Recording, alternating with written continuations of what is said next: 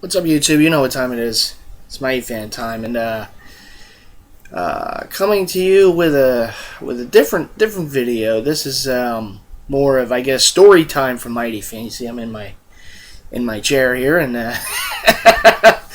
and my in the fan cave here, where I watch all the different sports events and movies and such. But anyhow, I thought it'd be kind of fun to kind of go down memory road and reminisce a little bit, because last night I actually worked a deal with a fellow collector for a authentic vintage home Seattle Supersonic Sean Kemp jersey, and I've been looking for this. I've been hoping to get this in the collection for many years. In fact, that jersey kind of changed my way of thinking about jerseys many years ago when I first saw it on someone other than Sean Kemp, of course, during the games on TV. And it's the older Sonics jersey, so it's got the arced Sonics on the front and on the back with the name. One of my all-time favorite jersey styles in the NBA history was those old Supersonics jerseys. I have a few of them.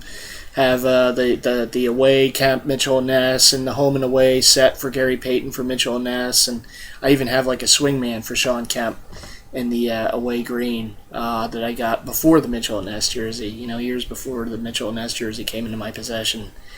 But it got me thinking, about how I got started with the whole jersey collecting, and there was also someone who came up with this group on Facebook called Jersey Heads, and there's a few other jersey groups too, jersey collecting groups too, and it was, the question was posted there as to how you got into the hobby, and why he wrote about why he I want to get the name so I can give him a shout out. Why he got into collecting, and why it means a lot to him to collect, and basically asked some of the others like myself why we got into collecting. And I may have mentioned from time to time a few things about why I started, but you know what it is when you want to find someone's name and you have to really hunt around. I apologize about that. I'm just multitasking here. But, okay, so there he is. I want to make sure I got the name so I can give a shout out here. So basically, asked a few of the other Jersey Heads, what got them into collecting, and what it means to them. I know a few other people replied to it too. I know Big Baby did, and shout out to him. And there was a few others in there who replied to that question. And the name of the guy, I'm going to butcher this name because it's not. I don't think I've ever seen this name before, but he's from Scotland. So big shout out to any of the other viewers out there in Scotland. Actually, he's the first person ever from Scotland to ever really comment and say he watches my videos. So Mighty Fans International. So this is all world, but I should be traveling to Germany next month. I'm looking forward to that, visiting some friends. So yes, Mighty Fan does travel from time to time. So it's but I really hope I'm not butchering your name, and I apologize if I am. But it's Umair Din. I hope I said that correct. It's UMAIR DIN. Umair Din. And from Scotland, holding it down in Scotland, collecting jerseys. So that's really cool. It's always. I remember when this kind of group of Jersey Heads started here on YouTube and elsewhere. Of course, used to be a lot of different people from around the world, putting videos up. I know a few guys. There was some guys from Europe. I think we had a couple South American collectors too. We just had, it wasn't just the United States and Canada, but it was around the world. So we had some people. I know um, ball track, from France back in the day, and some of the other guys. I'm blanking on some of the names, but they were around the world. Sniper Riddy. There's quite a few people from around the world would post their videos, and hope everything's going well for them. By the way, I haven't really. I know Ball Track sometimes checks in on one of the groups from time to time. Hope everything's going well for them. But let's get right to the crust of this. I've been blabbering on for a little bit, and I'm going to continue to blabber on because now it's story time. I don't have anything to show in this video, but I just, replying to that question on the group on Facebook on Jersey Heads, and also being able to get, a jersey that I've always wanted, but it's really hard to find in that home authentic, Sean Kemp Sonics jersey, a jersey Mitchell and Ness never made. They made the away, but not the home, which I always thought was funny because they made Gary Payton in the home and away, but they couldn't get Kemp done. But that's okay. I got the authentic vintage, so it's even better.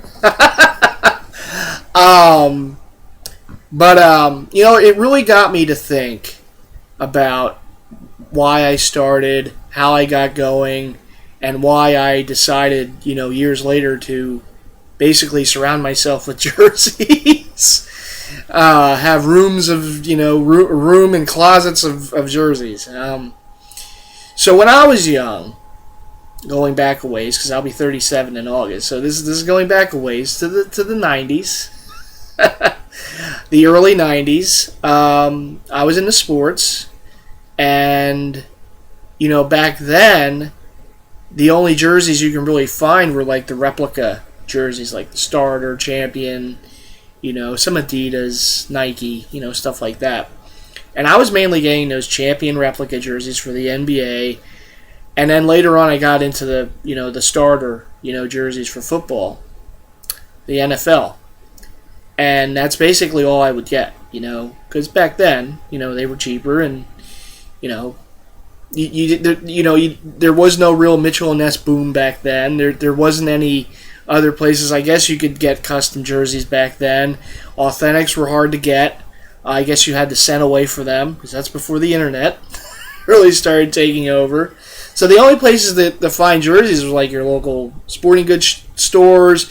I also had a subscription to East Bay, which was I think they're still in business. I don't really think they do jerseys too much anymore.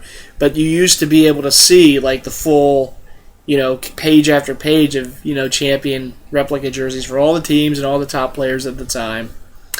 And I never got any jerseys from there, but I remember for Christmas I think I got some like Charlotte Hornets shirts and like the sweatpants and, different stuff. But mainly I would go to like local sporting goods stores to get, my parents would get them, but to get like the jerseys and such. First one I ever owned was a replica champion away red Scottie Pippen, Chicago Bulls jersey. The Bulls were one of my, first loves in sports, besides the local teams, of course. But, Michael Jordan and those Bulls teams. And the funny thing is, it wasn't a Michael Jordan jersey was my first. It was Scottie Pippen, because I was a big Scottie Pippen fan, too. And Jordan and Pippen were really why I became the big Bulls fan that I was. I still do follow them. Just huge. Everything Chicago Bulls back in the day. I was such a big fan of them. And, then, of course, the local teams. I got into other sports. First, it was the NBA. My first love was basketball. That's what I played, most of my, younger life. Through high school was basketball. But, I got into watching, of course, the Eagle games and football and, baseball and hockey came a little later. But, so I always had replica jerseys. I was like, I always wore like the champion and starters and all of them from back in the day. In fact, I wish I can find this. I know I brought this up before. Turn the sound off. I know I brought this up before, but there's a picture of me from my old middle school yearbook, and it's me walking out of a building wearing my Scottie Pippen champion jersey, and also I had the starter Bulls jacket on, and I had the starter Bulls hat. So I was swagging it up back then.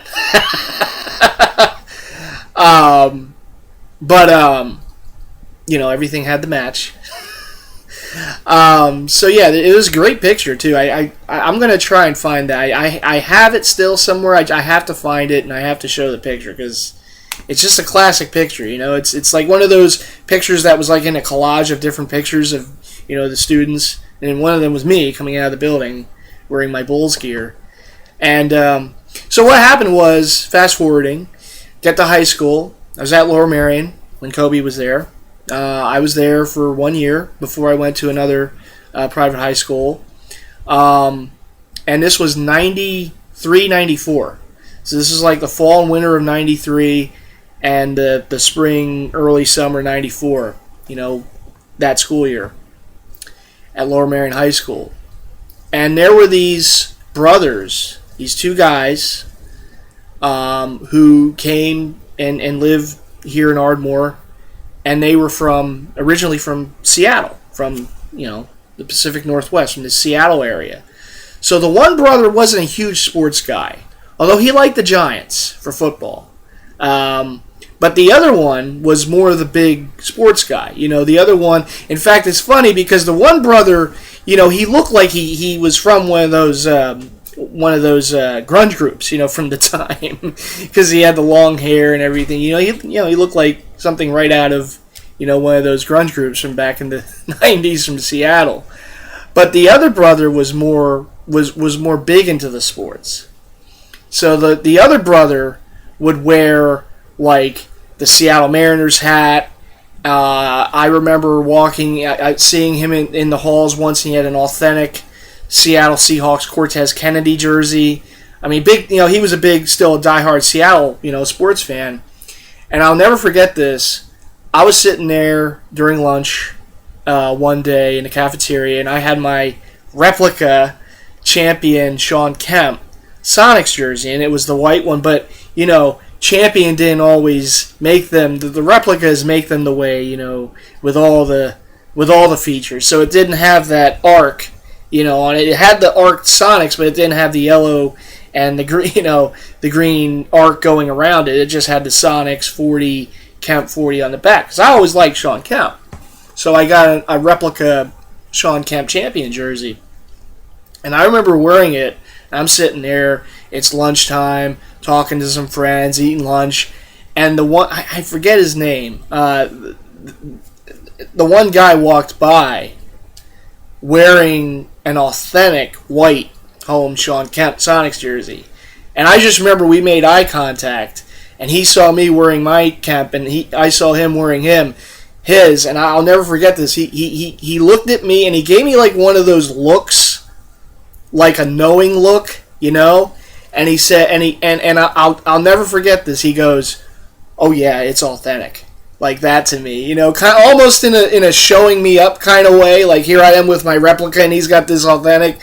I'll never forget that. And when I saw that jersey on him, it really started to change my way of looking at jerseys. Because back then it was just, okay, I got Sean. I was just happy with it. Yeah, it wasn't like authentic or anything, but I was just happy to have the player's jersey. But it started to change. And, but I didn't really act on anything. Obviously, at that time, still, to find an authentic jersey was really difficult. So obviously, I couldn't really do much. Well, fast forward some years later, and I believe it was 2004. I believe it was 2004, but I could be wrong about this. It was the holidays around 2004. I found out where the Mitchell & Ness store was in Philadelphia through a friend of the family's son who worked at Mitchell & Ness for a time. He wasn't working there at the time, but we talked at a holiday party, and he told me where the store was. This is the older location on Chestnut Street. And so I went there with my mom and with my good friend at the time, Paul, who passed away the next year. But we go there, and I want to say it's either 2003 or 2004. I can't remember exactly, but I remember it was the holidays. We go in there, and back then, this was like right in the heat of all the jersey fad. The jersey, all the people getting the jerseys because of the musicians and all are wearing them and the athletes are wearing the throwbacks, back then. This is right during the heat of it, I go in that store and I was just blown away. And all I could see is just all these jerseys of these players that I either I watched when I was younger or never saw but always respected, And back then, at the older Mitchell & Ness store, all they had out on the floor was jerseys. Racks and racks of jerseys. Just all there. They had some jackets and shirts in the back, but the main floor, it was all big circular racks of jerseys. Bunch of them. And the older runs, too. This is right before, I guess, they started getting the jerseys from China. So they still had the El Salvador runs, they still had the USA runs, they still had the Korea runs, all the ones we all love, they were all there. And I remember seeing them and I was blown away. I never saw anything like that in my life, and that changed everything. And I said, I got to start getting these Mitchell & Ness jerseys. But of course back then, I wasn't an expert on them. But I knew about eBay because for a good span there of about 12 years or so, or whatever, however many years it was, 15 years, whatever it was, I was collecting Mighty Mouse. So I was on eBay all the time. I never really looked for jerseys per se because I was all about collecting Mighty. But around that time, I was also like, at the time where the collection was to the point where I was happy with it. I was satisfied. Pretty much I was able to, get a lot of the stuff that I really wanted to get. And it took me about 20 minutes to figure out where to put a keychain in the room where I keep all the Mighty paraphernalia. And I'm like, yeah, I think I did what I wanted to do. I had a lot of fun with it. But at that time, it was like, I knew it was right. I knew the collection was to a point where I was happy with it. And I was ready to just say, okay, I did what I had to do.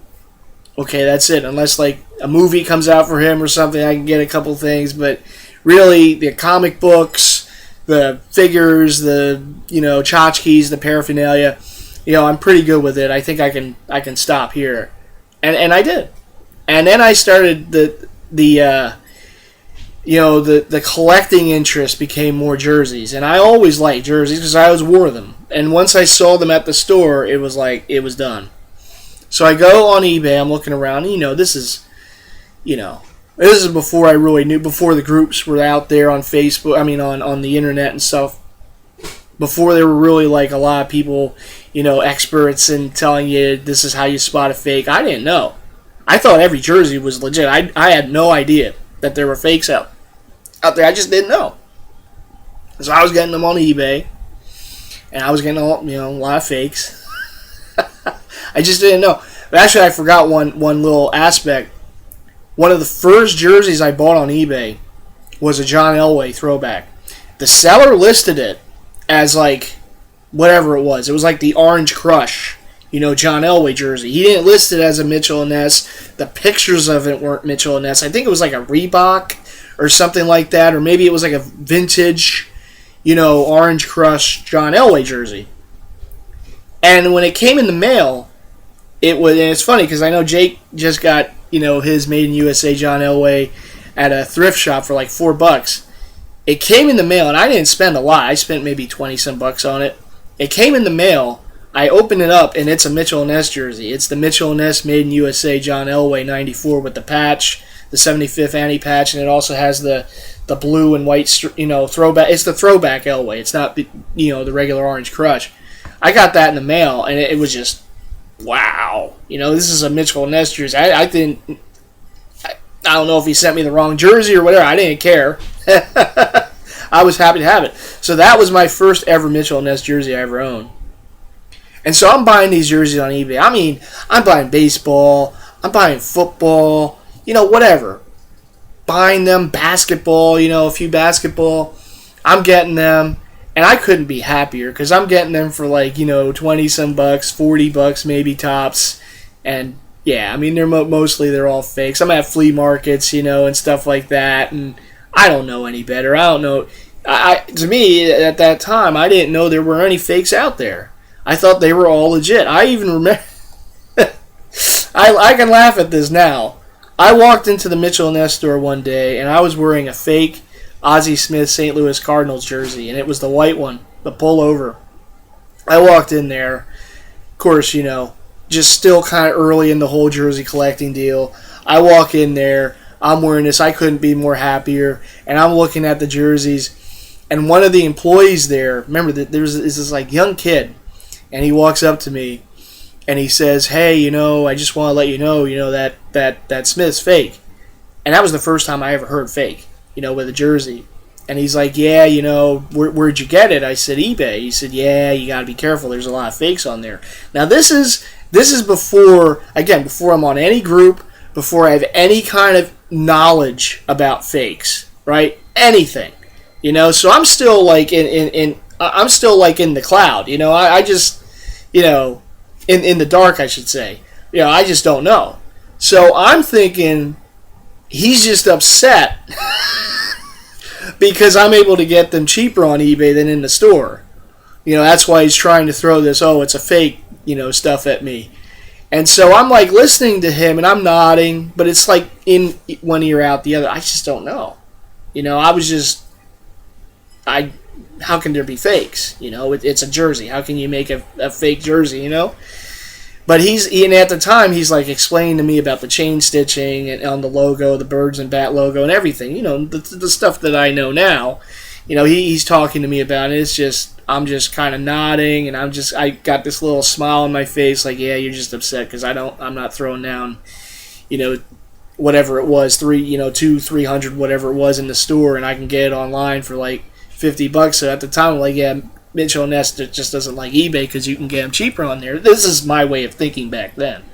Well, what happened was, some years later, I bought a jersey from a guy on eBay, and he introduced me to Jersey Central, which was the page on the internet for the the jersey heads. And it was like, a blog page. So there's people on there with their collections and everything. And again, see, I'm still in the phase where there's no fakes, and people are posting their pictures of their collections on there in one of the threads.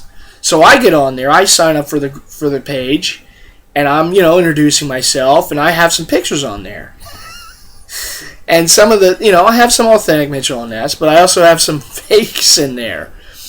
And one of the mods of the group, says, "Hey, I got to take some of these pictures down because they're fake jerseys. We don't want to advertise that on here." He said it nicely. He wasn't trying to be rude about it, but and over time on that page, I started learning a little more. And I started really understanding how you can spot them and what the differences are. We all learn from experiences. And I remember one of the first jerseys I got at the Mitchell & Ness store, they was, again, around the holidays, they had a sale rack in the back. And they had a Kellen Winslow Chargers jersey, the white one with the big patch on there. I think it's like an AFC anniversary patch. It's got the Chargers helmet, real gaudy, nice-looking patch. That was the first one I ever got at the store. And I still remember looking at that rack, and there was another guy there with me, and he's pulling out different jerseys. One of the jerseys he pulled out was a Mark Duper, the white Dolphins jersey, and he's like, "Oh yeah, super duper." And of course, years later, it's one of the jerseys I have in my collection. But it's little things like that you just never forget, And I was just so happy to get a jersey in there, and I was like ecstatic, But if you were to tell me back then that I would have like racks of them, closets of Mitchell & Ness jerseys, authentic Mitchell & Ness jerseys, I thought, you're crazy. Look at the prices, the retail prices. But as you collect, you do learn things, and then there's sales. And at the time, they had sale racks. They don't do that anymore with the jerseys, but at the time, they had sale racks because they were trying to get rid of a lot of those older runs because they were getting the China runs in. So they had sale racks. The infamous, story of me passing on the rookie Deion Sanders, the white Deion, and I wanted the red one, and that took so long for me to get, and all that back then. And of course eBay, even though there's a lot of fakes, there's a lot of legit jerseys, so I was able to spot, to know the differences, and get them off there. And also from fellow collectors, through at the time Jersey Central was able to get some jerseys that way. Now, of course, it's Facebook. And just, over how many years it's been, amassed the collection that I have today. And,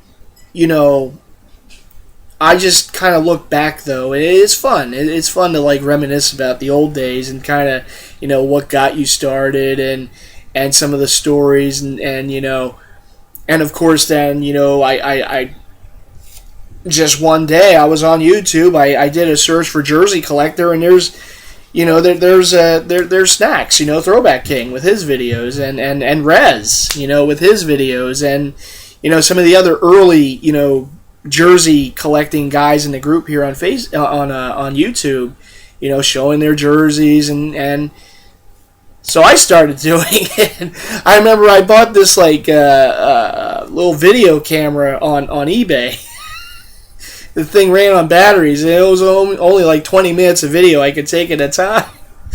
And but that was the first video recorder I had that I can plug into my laptop, or at the time it was my PC computer desktop, and transfer the videos and load them on the on the YouTube. Of course, now I do it with I have here my